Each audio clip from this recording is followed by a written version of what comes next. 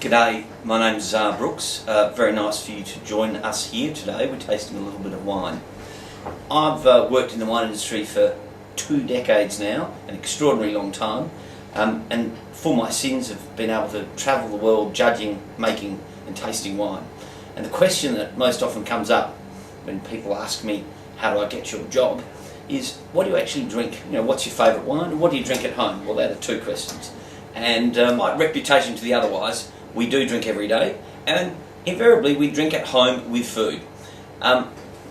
You might assume that this would be an average drink in a beverage industry professional's house, that we'd be decanting said wine, using one of these things, I'm not even sure what that's for anymore, and a corkscrew, and then spitting at the end using a spittoon. Well, I'm sorry to shatter the myth, but all these things are out. We drink. What we do at home is we don't tend to use these little standard XL5s. We like to use the larger glasses, or stems ware, as my English professor would have me call them, and we drink a good glass of wine with dinner.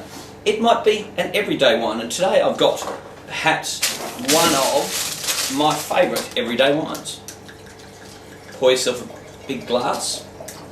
There you are, not so much that it's going to be too high to swirl around, have a bit of a swirl. Fantastic. Obviously, Australian Shiraz, magnificent, spicy, peppery nose, just wonderful.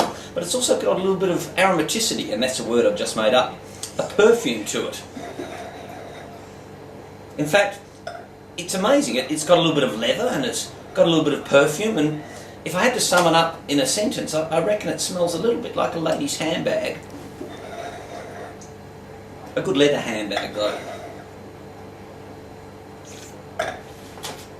Oh, that's too good, I had to drink that one. Tastes like a man's wallet, rich and smooth and supple.